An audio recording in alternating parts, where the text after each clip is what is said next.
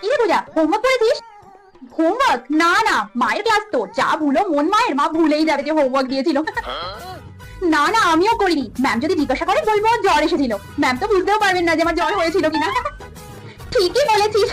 এই ম্যাম এসে গেছে, ম্যাম এসে গেছে। সবাই চুপ করে বসো, হোমওয়ার্ক করতে দিয়েছিলাম তো, সবাই এখানে খাতা জমা করো। এই পূজা, তোমার খাতা নিয়ে এসো আর সবার খাতা কালেক্ট করে টেবিলে রাখো। হোমওয়ার্ক হয়নি ম্যাম। কেন, কি করছিলে বাড়িতে? কারেন্ট ছিল না মম, সরি ম্যাম। মিথ্যা কথা বলার জায়গা পাও না না, ফাঁকিবাজ কোথাকার। কাল কখনো কারেন্ট অফ হয়নি। কাল এক্সট্রা টিউশন ছিল।